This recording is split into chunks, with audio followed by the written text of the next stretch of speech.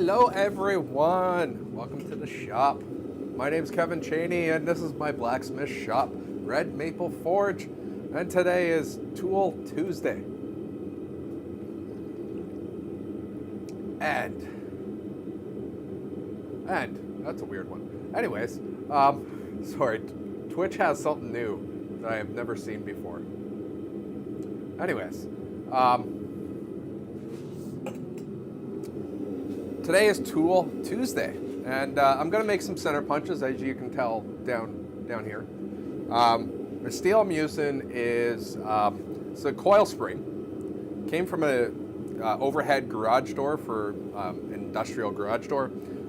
It is 3/8 square, roughly 3/8 square. It's actually 10 millimeter by 10 millimeter. I've already taken a piece and straightened it out. It originally came like this. Well, actually, it came like with 140 some odd coils of this. I have zip cut them just to make them a little bit easier to handle. And I've already, like I said, straightened out this piece. So I'm going to get this in the forge and cut it to the size I need. So for my center punches, I'll show you one example. Actually, two examples. I'll switch the cameras. So the center punches I'm going to make is very similar to the one I have used for way too many years, probably. It has a hammer texture on the corners, and this used to be a lot longer, but I have used this so much and cleaned off the chamfer and stuff, and you know, it gets mushroomed a little bit, so I've cleaned it. And then this is my triple twist one that I make, and then I also make one that's a single twist. With the twist ones, I actually take them back over to the press afterwards and flatten it down just to make it a little bit more smooth on the hands. So size-wise, they're going to end up being like this, which is a little bit shorter than 7 inches. Actually, I'd probably make them a little longer today.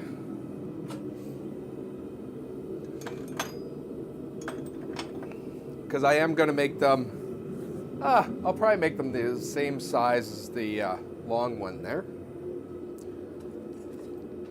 I'm going to just take a second and mark my anvil where I want them to be. So I believe this is 6 inches. Or it starts off as 6 inches or something like that. So I'm just going to make a little mark on my anvil of how long I want this. The reason why I'm going 6 inches is because I do sell these guys online as well as at shows, so I kind of want to be as consistent as possible.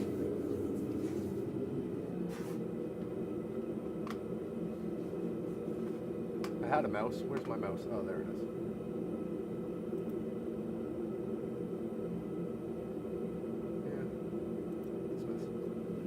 Anyways, so we're not doing this fully by with hand tools.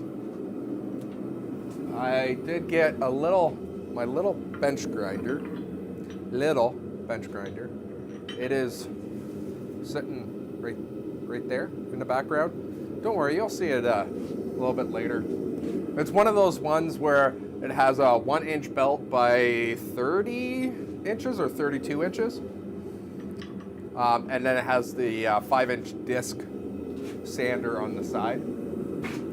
That particular one is a Craftsman, so Canadian Tire brand.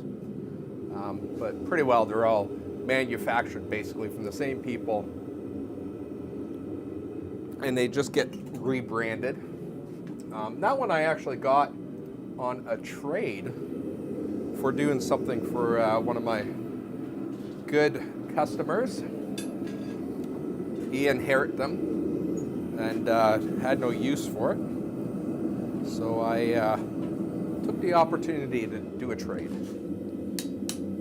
So So I'm just going to take a couple seconds to straighten it out. I'm going to measure where I want it. Put a little mark. I'm going to go on my hot cut. I'm going to cut it.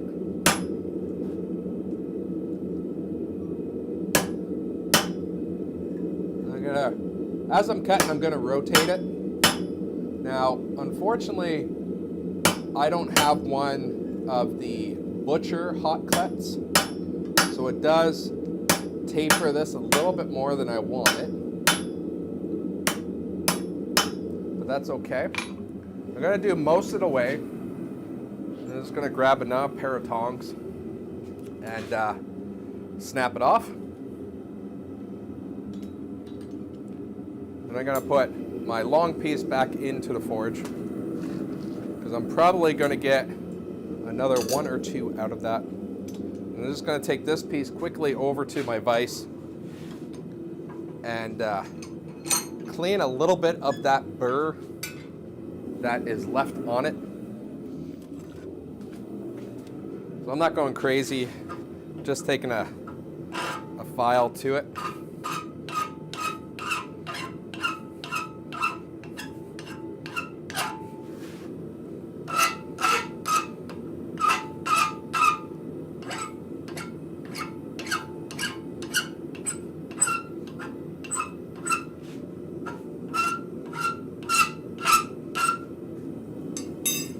That's all that needs, just to get a little bit of the burr off. And then this guy is going to go back into the forge. And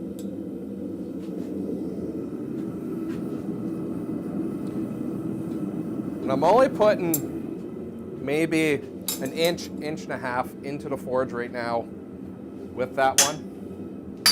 And I'm going to switch my hot cut over to switch at 90 degrees. Just so it's a little bit easier for me to judge where I'm cutting. My coffee is not back there because my belt grinder, so it's over here. So I hope everyone had a good weekend. Here in Canada, we had a long weekend, hence why I didn't do an episode yesterday. So yeah.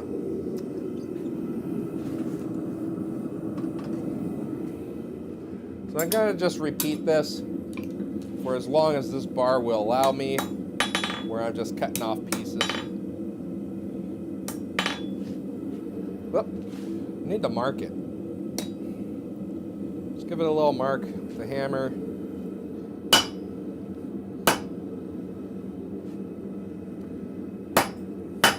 I'm going to try and keep that cut as straight as possible.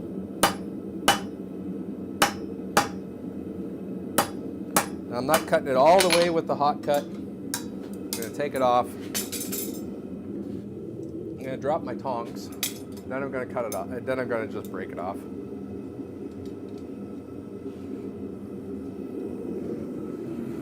Put the main one back into the forge.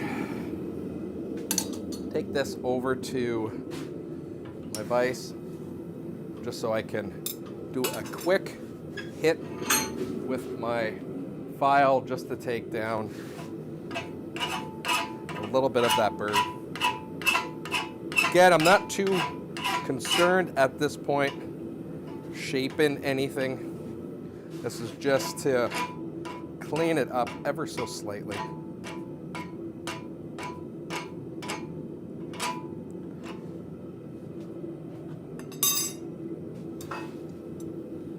I'm only doing the one side because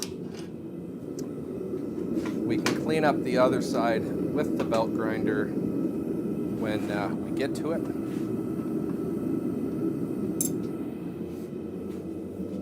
And we'll see if I can get that last piece cut off of here. See if it's hot enough yet.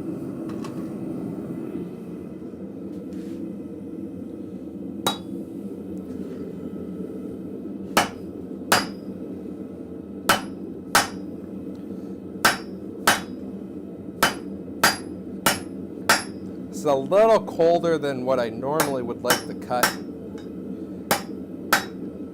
but I think we can get it.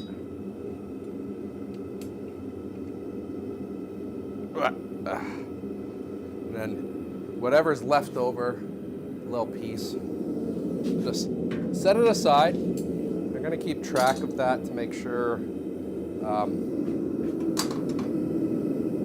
I keep my higher carbon steel aside. So if I ever want to do Damascus steel with a little piece like that, I can. I got like quite a few pieces like that. As for hammers today, I'm just using my 2-pounder. I'm not doing a lot of forging today. It's pretty simple project.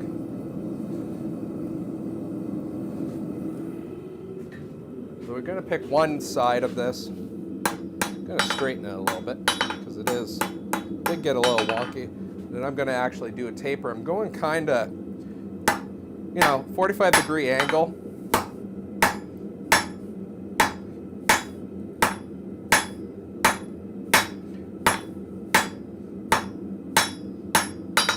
I'm just going to clean up a little bit. It's not a whole lot of tapering. And I'm going down to just a little bit higher than 1/8 inch.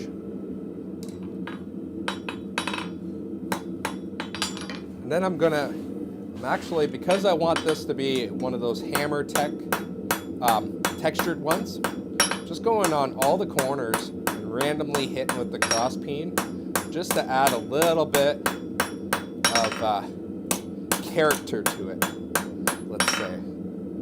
Making sure I keep everything straight, because having a non-straight center punch is not good. We're going to flip this guy around so I can do the hammer marks on the rest of its body.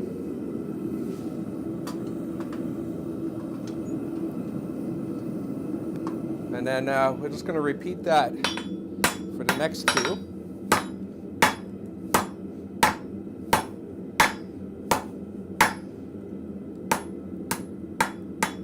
Once we get the point roughly where we want it, again, roughly 1/8 of an inch. And I'm doing a square taper here. Then we come back and do the hammer texture on the corners. Again, I'm doing all 4 corners with this.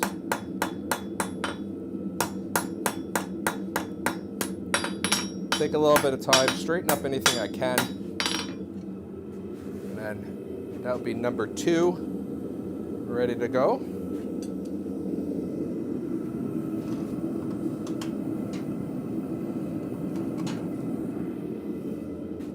And this is number 3. Again, whoop, that was a bad hit. Oh, Kevin, oh.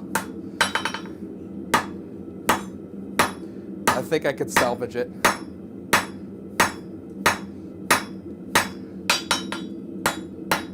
I think I might have to shrink the thickness of this one a little bit.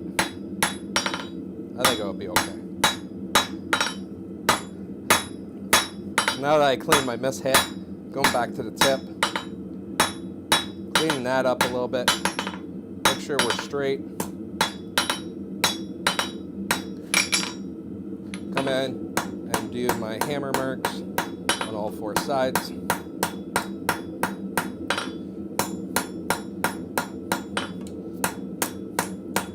While I still have ever so slightly a little heat in here, I'm going to clean up anything I can.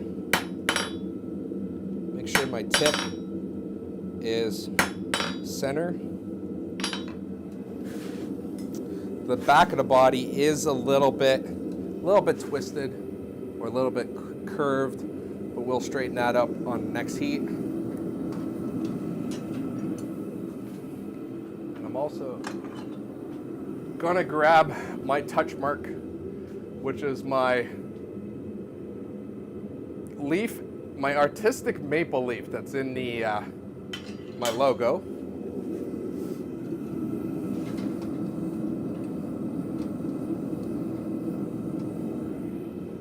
So I'm gonna come in, we're gonna do my touch mark first, and hopefully this piece doesn't fly all over the place.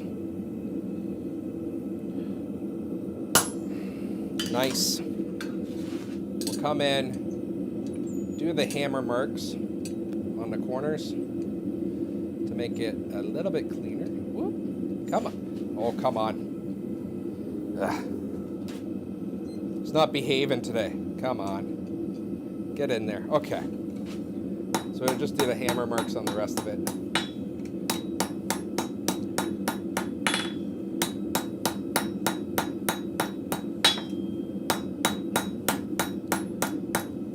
Gonna do any straightening I have to right now. If it's a little bit misbehaving, I will put it in the vise, but I think this one looks good. So I'm gonna actually set him aside to normalize. And he's just gone onto a fire brick.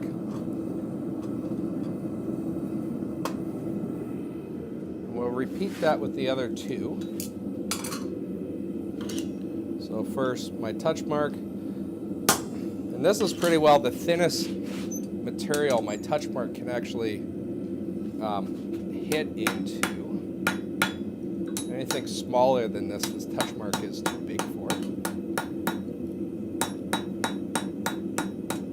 I'm just doing the random hammer marks. It just gives it a little bit of character, like I said. I'm going to check the straightness of it. And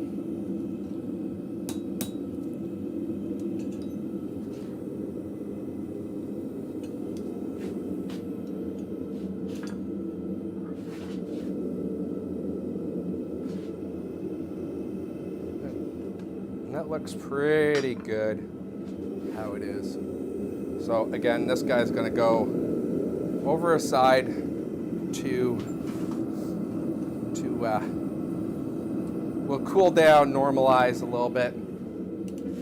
I'm not doing a lot of forging on these guys, so I'm not going to do a big, like, multi-normalizing cycles or annealing cycles for these guys.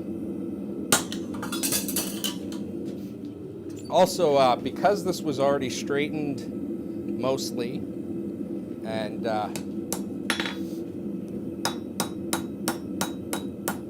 all that good stuff, I don't have to worry about, and it got normalized after straightening, so I don't have to worry too much about any residual stress that was already in the steel.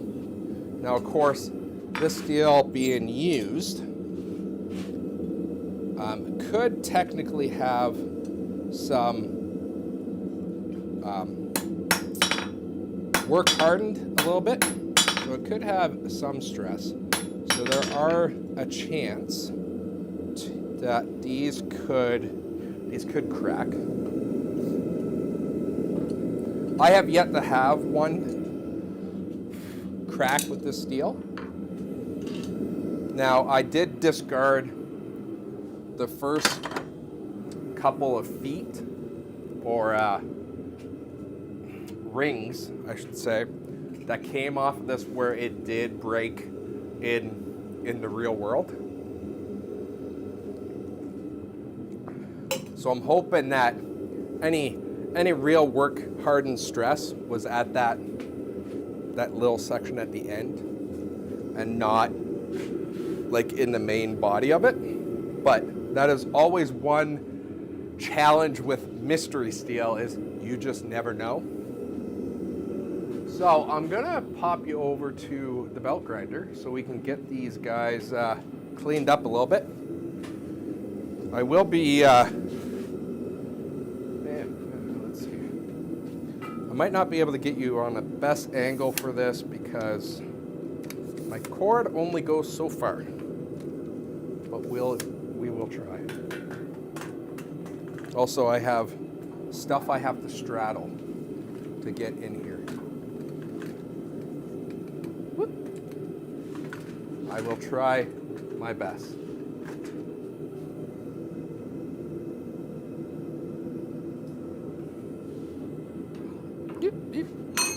Now, if you don't have a belt grinder, you could technically do all of this by hand with a file.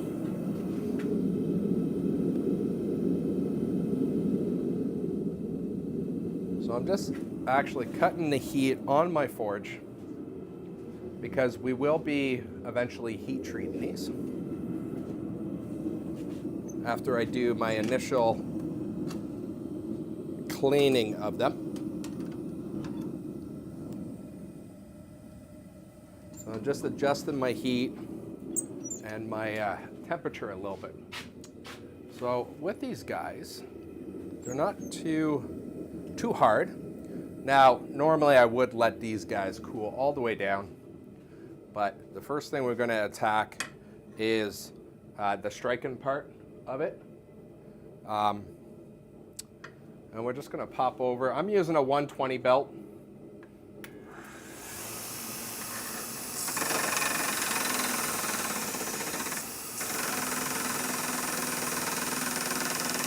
So I'm just flattening off the striking part. Then I'm going to come in and do a 45-degree chamfer on the end. I'm not going too deep, just a little bit. This just will allow you to have a little bit of wiggle room before it gets too mushroom. So that's pretty well that tip done. Now I'm going to flip it over. I'm going to start doing the other side.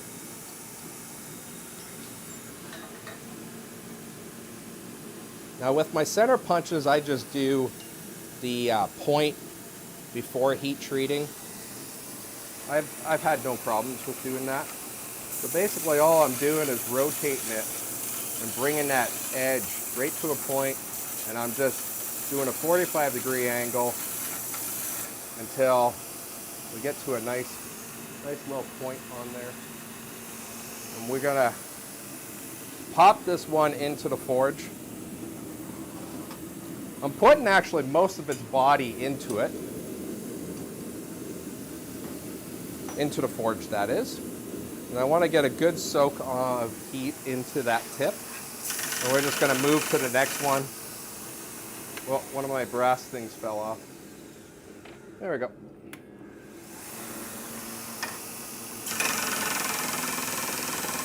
Like I said, if you don't have a belt grinder like this, actually this is technically a belt sander, not a grinder.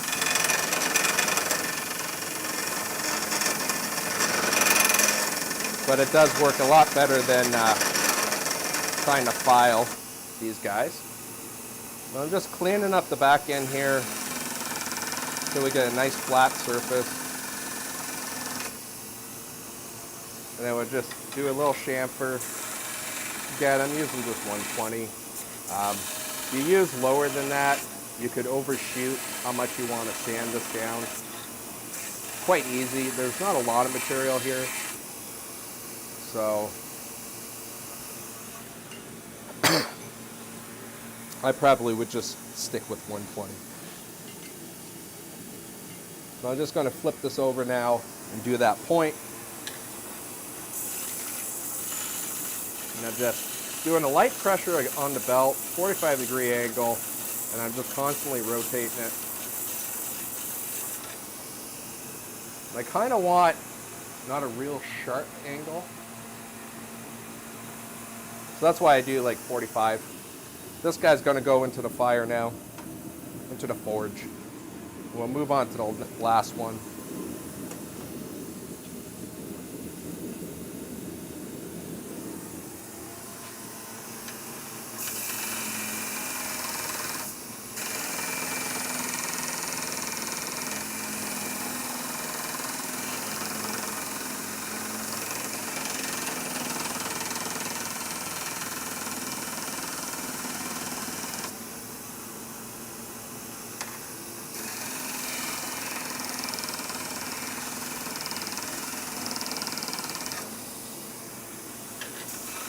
We'll do our little chamfers.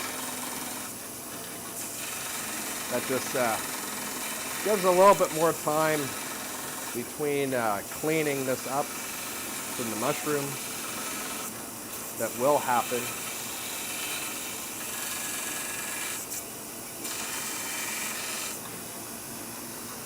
There's that one. That striking side done, so we'll get to a point now. We'll get that all done up.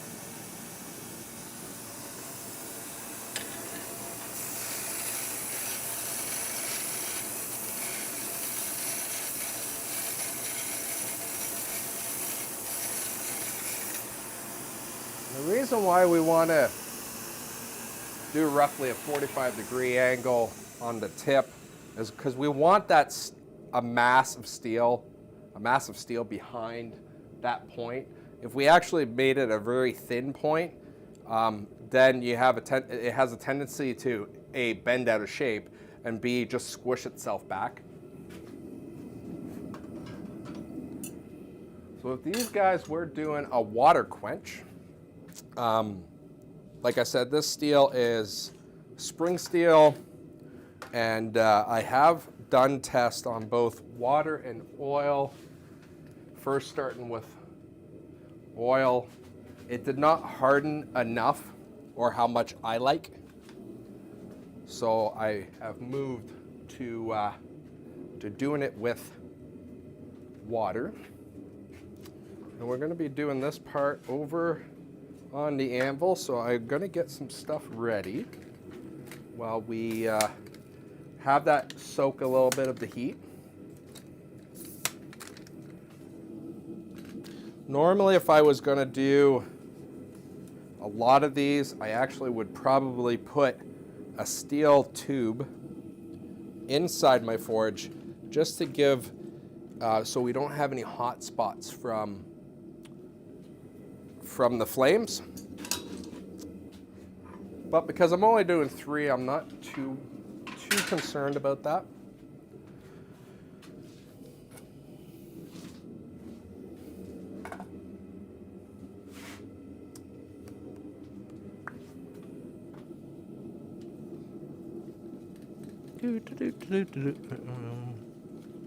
And unfortunately, I'm going to be, I'm also going to be talking about tempers and the colors you're looking for on these. You're not going to actually see them in the camera, unfortunately. Probably not. And that is just because, you know, cameras don't really show colors all that well unless you spent a lot of time working on lights and all that stuff. And who has the time? So for these guys, I also grabbed an old grinding wheel. And the reason why I grabbed this is because after we do the initial quench, we want to actually clean off a piece of the steel so we can see those temper colors come in. And what the temper colors are is, it's actually a fast oxidation.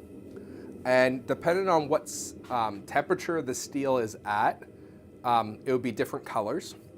Now with these guys being center punches, and basically all my punches, I do a yellow straw color right at the tip. And I try and do that twice.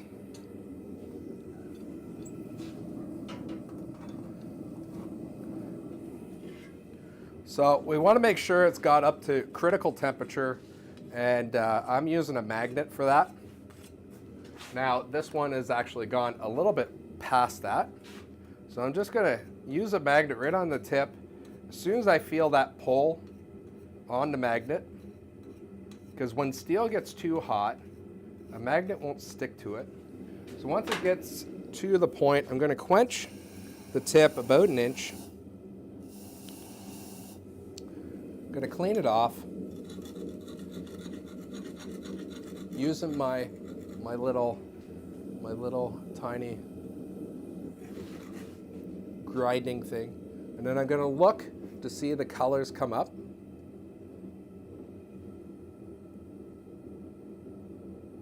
Like right now, you can see a little bit of purple, blues right at the bottom. What I'm doing is waiting for the yellow to come right to the tip. I'm going to quench again.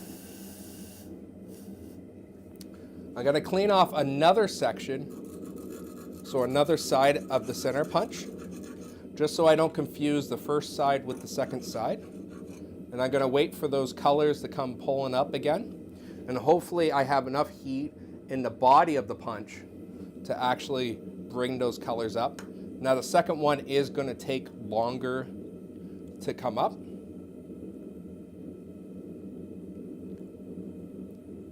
So I'm already getting blues down at the bottom, but I'm waiting for that yellow. Yellow's about halfway right now. And I'm just waiting for that just to go up to the tip.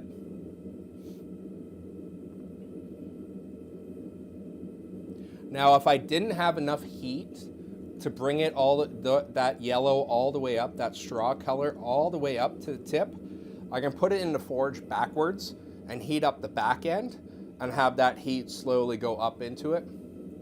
You can also use like a propane torch if you had one, or an oxyacetylene torch to get that to creep up a little bit more. But with these center punches, it's quite easy to keep enough heat in the back to do those two tempers. And right now we got yellow right at the top. So we're going to quench that first at the tip. And then I don't want to overheat this. And some guys, I don't want to quench the body of this while it's still hot. So what sometimes I will do is I will let it come and see where the water is drying off. Because what you don't want to do right at this point in time when I still have heat in the back end is throw this completely into water and harden right up in here. I want the back end of this as soft as I can.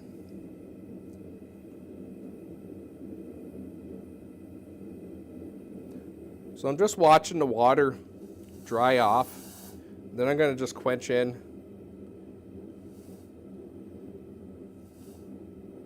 And just go a little bit at a time. Sometimes what I'll do when I get impatient is I'll clean off another side, just to make sure I'm not going to get any colors up in here.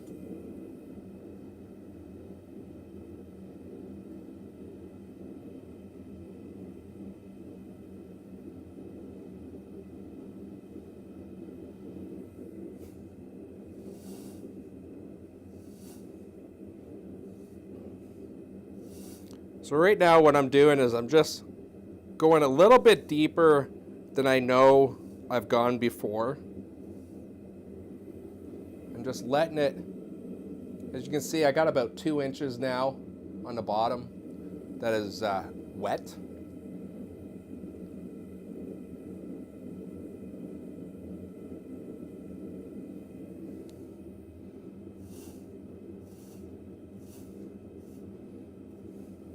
So at this point in time, at least half of it, I can hold water on it and it's not steaming off right away. So I'm gonna actually put this guy aside on a chunk of steel. And hopefully he does not harden anymore. I do have one side completely clean, so I can take a look at it and see if he is pulling the temper again, because I don't want him to lose his temper.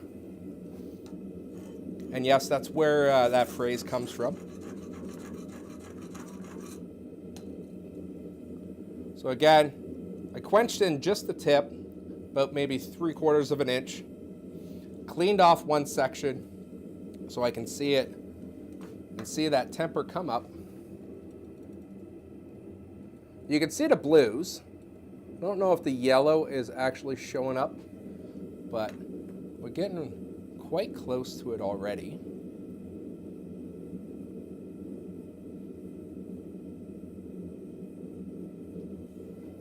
And the reason why we're actually even tempering these is that the temper actually relieves some of the stress from doing the quench, like the hardening. because the hardness of this when we first do the initial quench is probably a little too hard, so it's too brittle. So that's why we want to pull a temper on this to soften that up just ever so slightly so that it doesn't actually just shatter.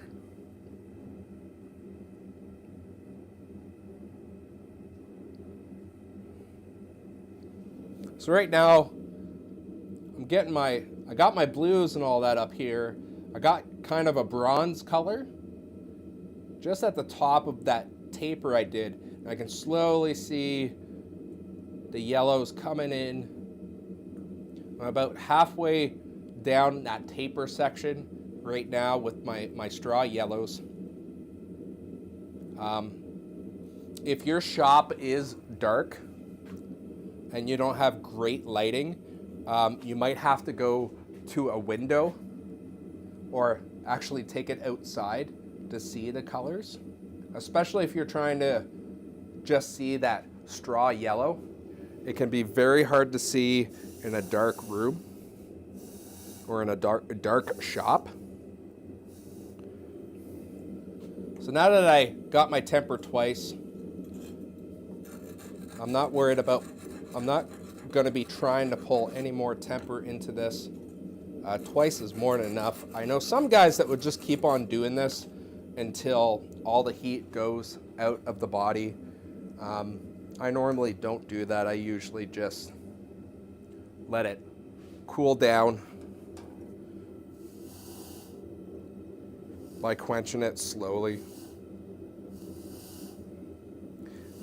And like I said, when I'm doing this cooling down of the rest of the body, I'm only going about maybe 1/4 of an inch further down than what I was doing before. And I'm going to continue doing that until I don't see steam when I do that. And then I'll go a little bit more and a little bit more.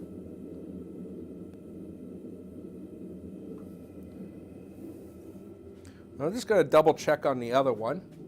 Yeah, the other one is completely dry. Is completely cooled down the body. I can tell because I still have water on the tip.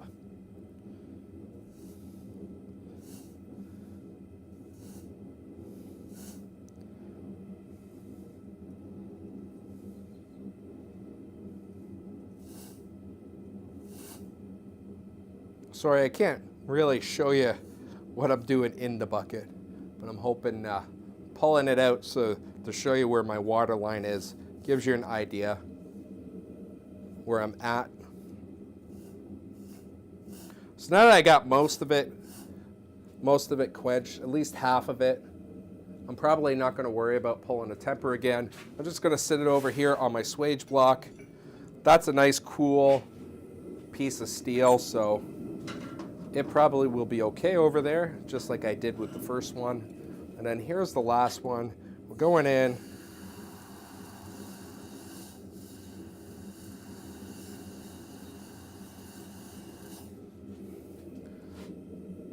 I'm going to clean off a little bit.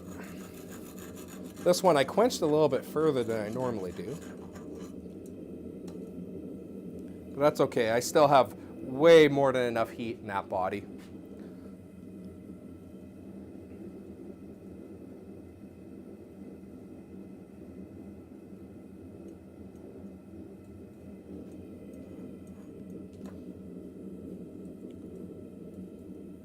Now I'm using this grinding stone to clean off the steel as kind of a demonstration piece. I have used bricks in the past, even just sanding paper I have used in the past. What I do when I'm doing a bunch of these is I will actually have a wire wheel on my bench grinder setup. And I will actually wire wheel the tip every time I'm doing a temper. But basically anything that will clean up basically the scale off the steel so you can see those colors will work.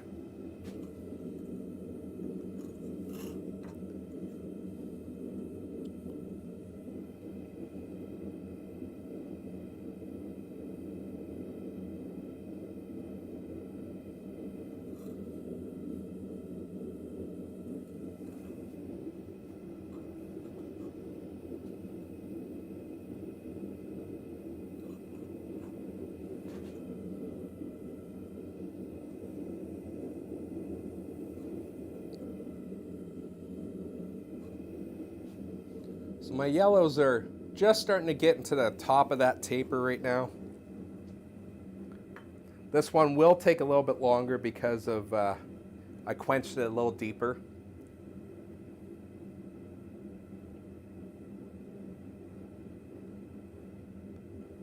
So yeah, now my bronze is just starting to get into that taper now.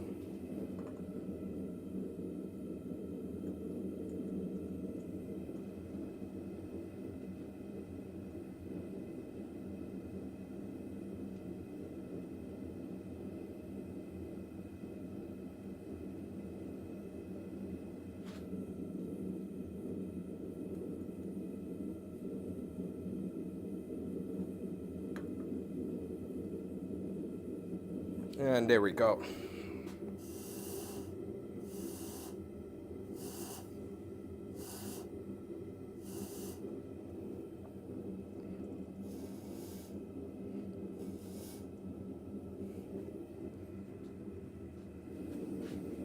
I'm going to take a moment to clean another side just so I can double check to make sure it doesn't overheat.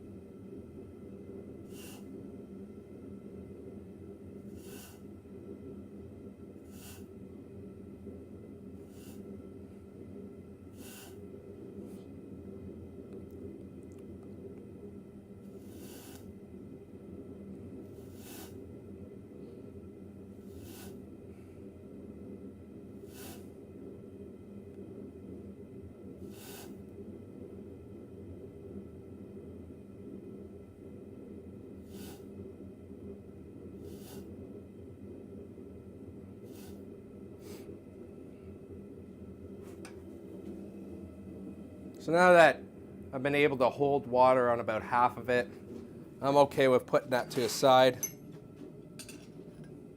I'm just going to grab the other ones.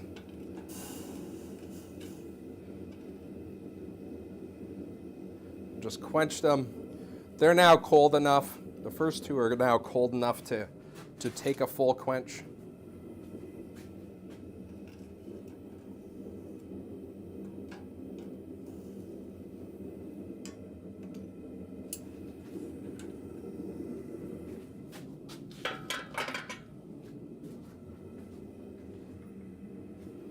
There we go.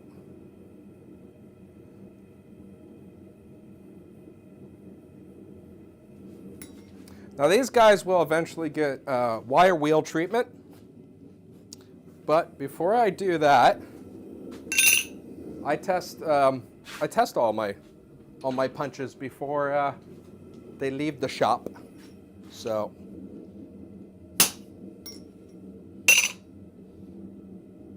Yep, that tip still looks pristine.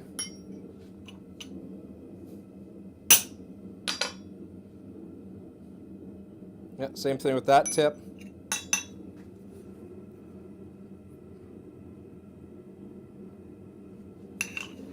So these guys are ready for a nice wire wheel.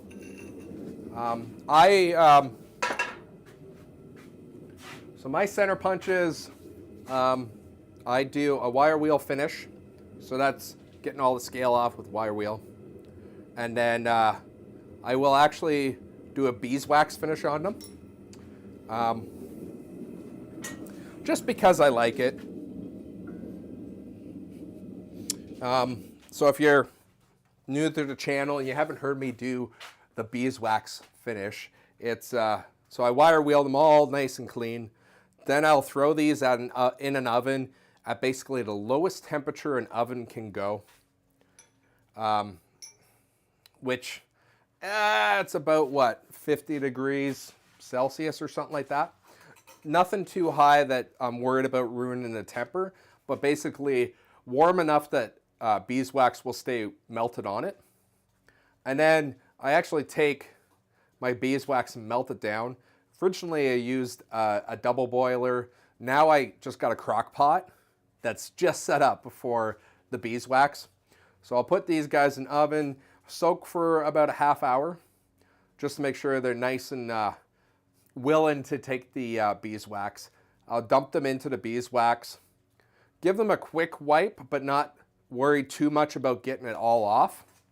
Throw it back in the oven for about 15 minutes, and then the next time I'll actually wipe them off completely with a clean rag.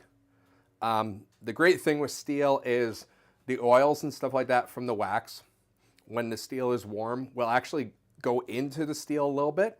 So it actually provides a decent rust preventiveness kind of thing. It's not perfect. It will still rust because it's just steel rusts. But it does give a good, barrier a little bit from that rust starting.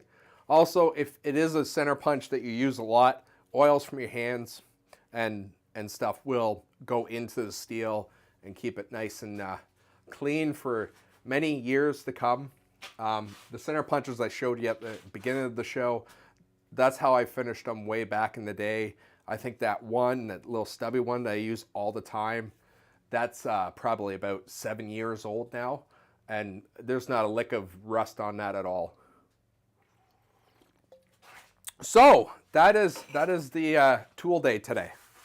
Beautiful center punches, easy made center punches. So I hope you guys enjoyed it, and I guess I'll catch you tomorrow. Thanks for watching.